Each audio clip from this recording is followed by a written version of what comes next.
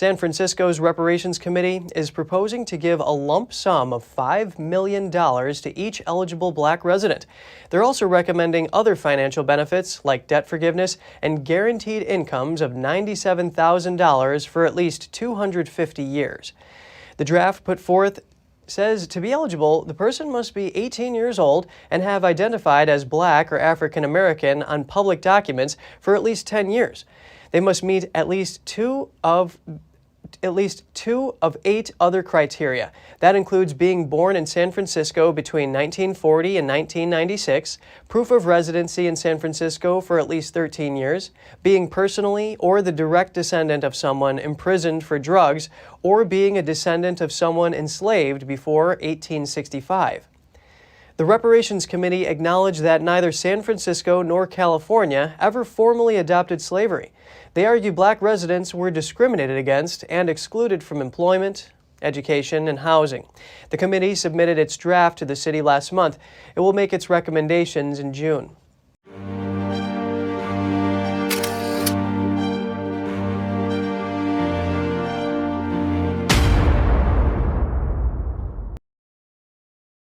I've got one that can see.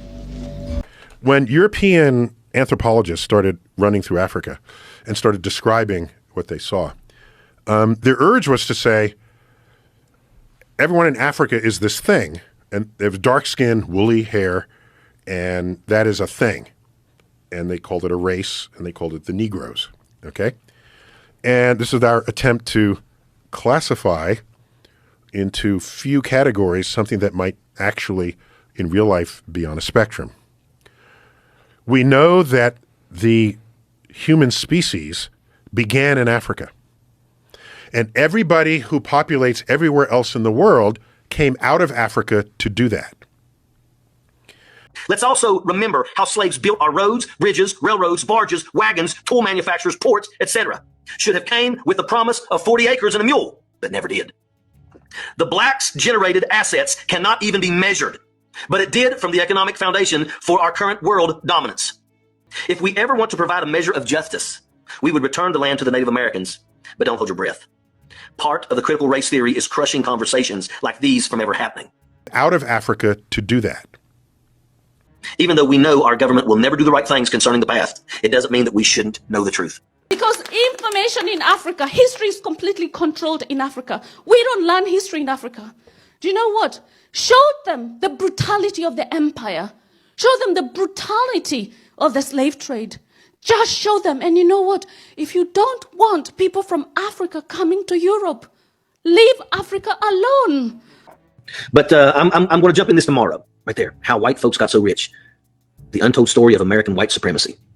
I mean, I just read about the Indian land grab, and I'm like, my gosh, man, good Lord. No wonder we don't want to teach. There will come a time where no amount of dollars will be able to make up for what is lost and what is broken. Colonizers go to war with nature and call it a business opportunity. I tell you that even our dead have drowned in their graves, and you ask me to be polite. You tell me to give you a little bit more benefit of the doubt. You know, I used to hang out with Black Americans, but you know what surprised me most is that I felt no connection with Black Americans, and that surprised me. Now I know at the time I didn't. You know, I felt no connections with Black Americans because you know what? Black Americans were woke. You know, Black Americans had looked at their oppressor in the face. They had tunnel vision, just like Nelson Mandela. Nelson Mandela looked at his oppressor in his face, and you know what? He had tunnel vision. They knew what was bringing them down. In Africa, we don't have tunnel vision. We don't know what is oppressing us. Because you know what? Because slavery just changed. It didn't go away, it just changed. So most people in Africa, we feel oppressed. We don't know what is oppressing us, you see. Those children in the Congo that are mining all of the coltan with their bare hands, they don't know that at the top of the chain is a white man. The children that are picking the cocoa, right? They don't actually know that the person at the top is a white man. You take and take and take until we've birthed our babies into the same water as our dead. And even then, You gather like vultures and feed on our helplessness. In your charity, you make profit. I found out the farm next to my father's farm now belongs to Unilever. That's right. People in Africa cannot afford to buy land anymore. Do you know why? Because slavery never ended. It still carries on. You know, they dump all their toxic waste all over Africa. All your babies' nappies are all over Africa. People cannot farm their land anymore. Do you know? And you know what? Like, here's a fact. 3/4 of the people in Africa are under the age of 30. 3/4 of the people in Africa are under the age of 30. Majority of people in Africa have never heard of slave trade. Majority of people in Africa have never heard of colonialism. Majority of people in Africa only ever see white people when they're coming to save us. So majority of people in Africa fundamentally believe this. They fundamentally believe that white people are nice. They fundamentally believe that white people will do anything to save them. They fundamentally believe that if they walk across the Sahara Desert, cross perilous seas, the nice people in Europe will be welcoming them with big open hands. I say, if you don't want people from Africa coming to your continent, let them know the real you. The things that they did, that manifest destiny, that kind of mentality has been atrocious. What we have done to the African Americans. The estimated number of wealth that came from slavery, from free labor, and that's what it was. And they estimate that the amount of money that came from slavery was around $24 trillion. You can't even grasp that much money. The average person has a hard time grasping what $1 billion is. $1 trillion. Holy shit. And a lot of people don't want to admit the truth because a lot of people also are scared that what happens if we actually do have to maybe pay reparations. Understand that everything, that beautiful Capitol in Washington, D.C. was built by slave labor. The majority of the churches in this country were built by slave labor. Our forefathers were lazy. And if they were smart, which they were, but the problem was they were cunning and sad. The greatest land giveaway to the whites. Once Europe discovered the New World and violently subdued, forcibly removed, and outright murdered the Indians, a system had to be set up to induce white people to populate and work the new land. The real truth is that European immigration had nothing to do with seeking religious liberty. It had to do with the head right system, which gave large tracts of land to anyone willing to cross the Atlantic Ocean to help settle the colonies. On average, a person would be given 50 to 100 acres of land. White landowners would get another 50 acres for each enslaved man, which increased the want for slaves while enriching whites with free land and free labor. Now listen up. The white folks that got the land could sell, lease, subdivide, and bequeath the land to their next generation. Remember when I spoke about the landowners getting additional land for slaves? In 2017, it was decided that blacks have a perfect right, even a responsibility to claim that land and its current value. For instance, the value of the land in Virginia today is worth $21,921 per acre. Today, 50 acres is worth $1,096,050. This means that if the forcibly imported Africans were to receive their head rights like the white Europeans did, the 625 million acres of land today would be worth $13.7 trillion. A recent study estimates that the combined value of all of the land in the contiguous United States is worth $23 trillion. This means that blacks would now own more than half of America if we use the same systems that the whites used. Guys, Nigeria has discovered lithium, and now Elon Musk and Tesla want a piece of the pie. In this video, I'm going to explain why this may be the opportunity Nigeria needs to repair its severely damaged economy and leverage against Western corporations. Pay attention. Lithium is a mineral used for batteries. As you know, electric cars have become increasingly popular and they run on batteries made with lithium as one of the key components. It is thought that while lithium now accounts for about 30% of the batteries made, in a decade or so, it will account for 95%. That means the value is going to rise, and any country that can get in on the game now is going to win and win big. The price of lithium went from $6,000 per ton in 2020 to $78,000 per ton in 2022. And they're saying by 2040, it may be the most valuable mineral on Earth. So you can see why Nigeria finding this is kind of a big deal. For those not aware, Nigeria to date has discovered over 44 minerals occurring in commercial quantities. Nigeria should be winning. There is hardly a mineral of value that cannot be found in Nigeria. Tesla have asked to mine the lithium, but Nigeria's Minister of Mines and Steel Development, Olamilekan Adegbite, has said no, and that the only way they will do a deal is if Tesla and other corporations build their plants in Nigeria. Now, this is a smart move, so just listen to this so you understand why this is a big move. This will create jobs and opportunities for Nigerians and give a greater boost to the economy rather than just selling the mineral overseas. As you remember, Ghana and Ivory Coast are engaged in a cocoa war. Yeah, that's been happening. It's been quite an interesting war, but I must say that I love the steps Ghana have been taking during the war. We're going to talk about that as well in this video, but first let us talk about lithium. So Nigeria now waging a war for lithium is a very, very good sign for the African continent because it means people are waking up over there. However, this isn't all good news. Mining lithium is a very damaging process to the environment, and we all know the issues Nigeria has had with oil pollution. Do we really want to introduce another set of environmental issues with pollution to the country?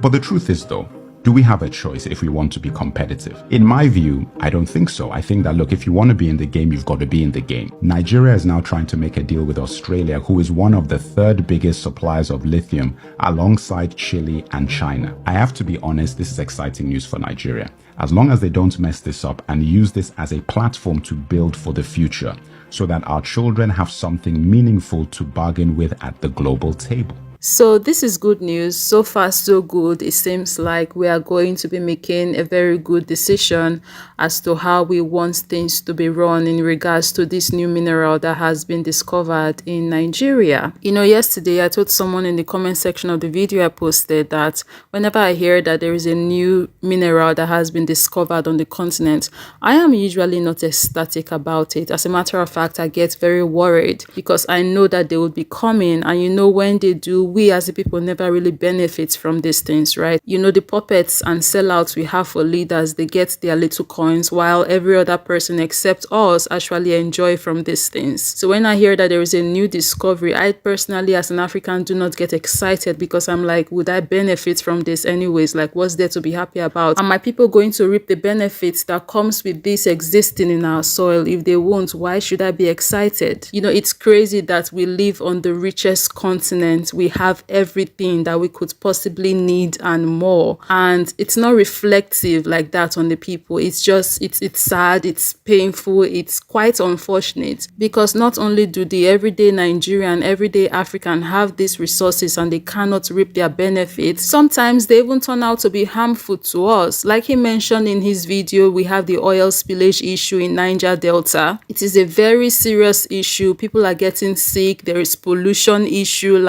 but these people do not care. They just come for the resources. They take it to their countries, enrich themselves, enrich their nation, while we are left in this shithole, right? But this time it's looking like things are going to be different with this new mineral that has been discovered. I just hope that, just as our leaders have said so far, they continue to put their foot on the ground and actually be for their people and their country for a change. Zimbabwe and Nigeria have locked horns with Tesla and other EV manufacturers, saying that they no longer want to export lithium for them to produce their batteries with.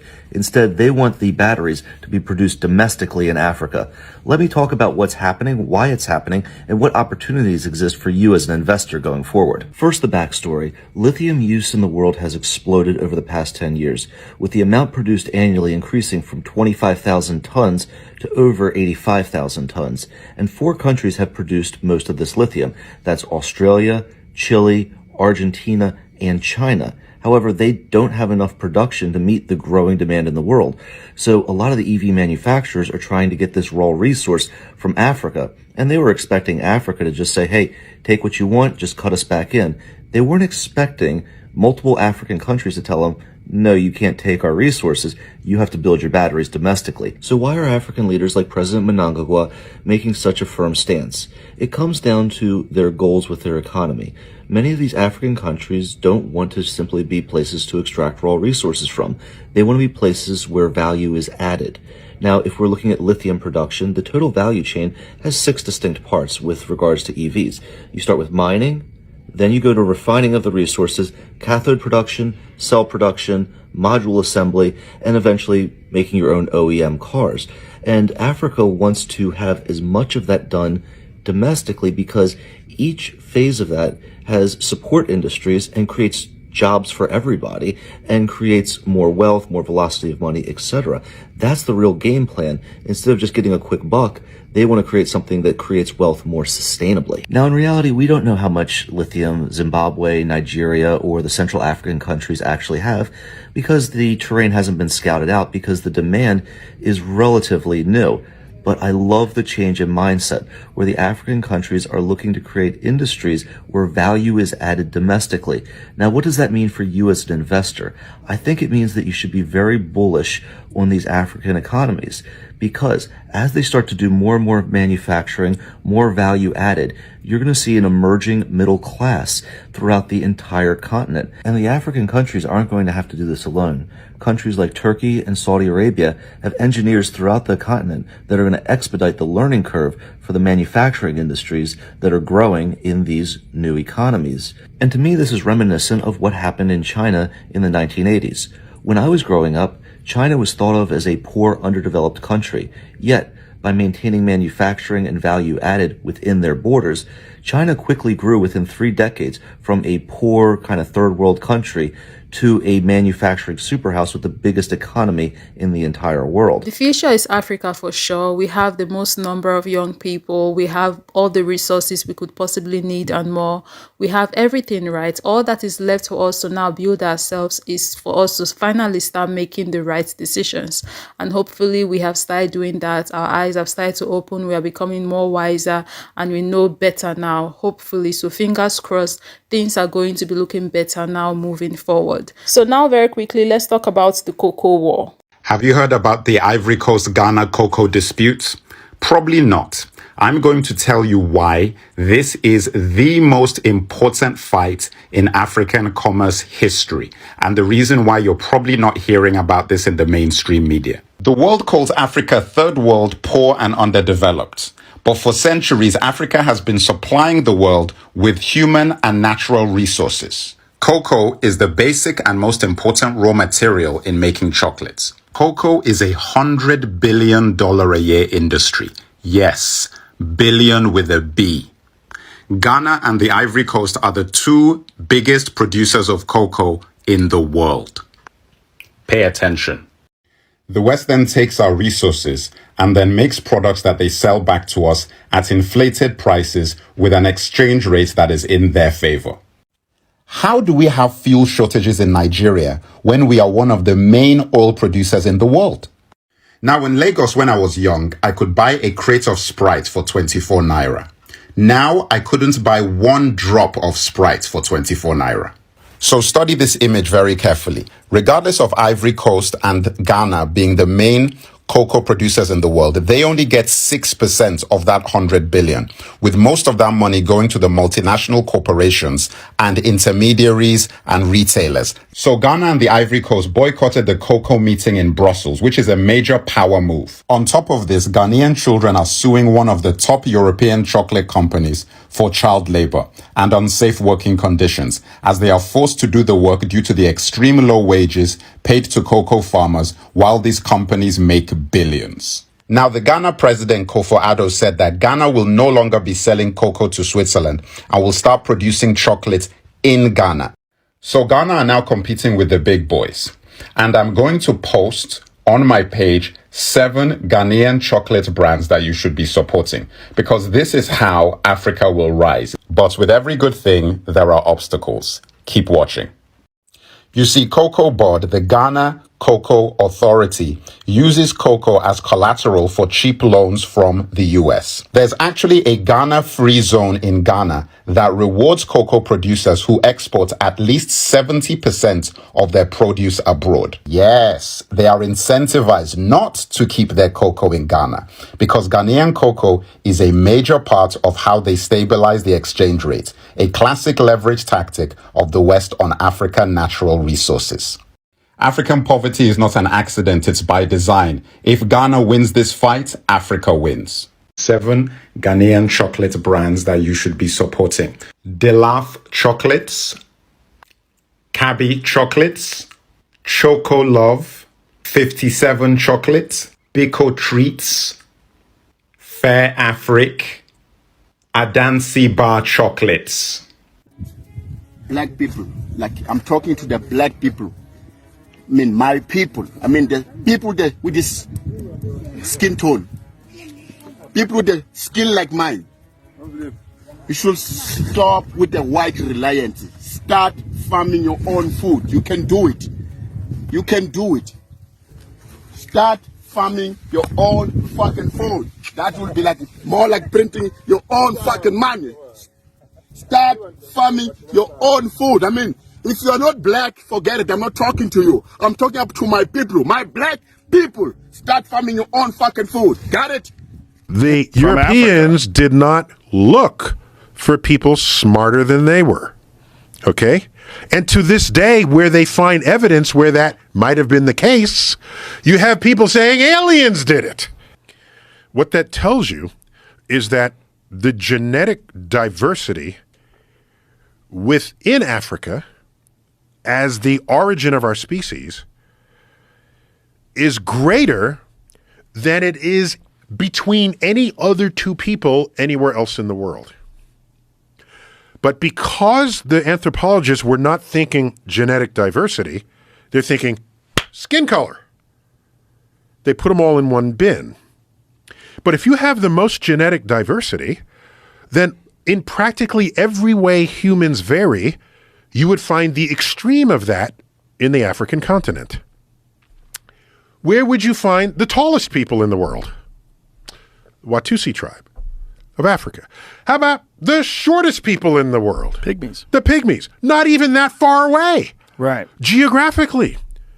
They have the same skin color, so the Europeans said these are one group of people, one race. Where might you find the slowest people in the world? Well, no one looks for them. Where would you find? There's no races to find the slowest people. How about the fastest people? Africa. Okay?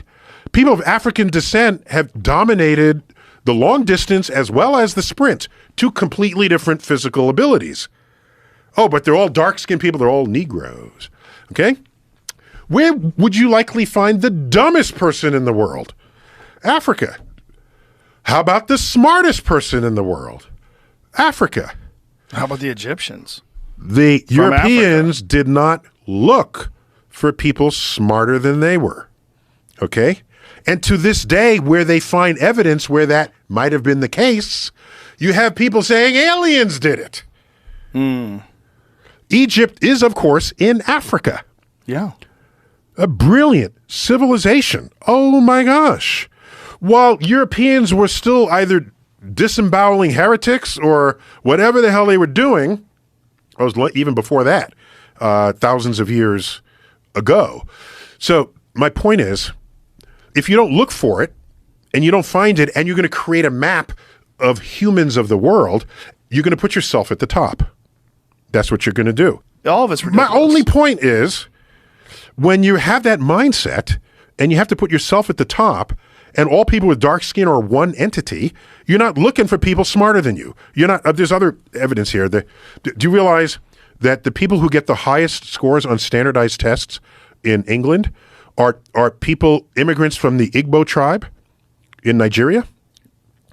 And these are their kids outscore all the quote native white people in the town. If you're not looking for them, you're not finding them. It just doesn't. It's a thing. It's all here in this chapter, and all I'm doing is bringing science to it.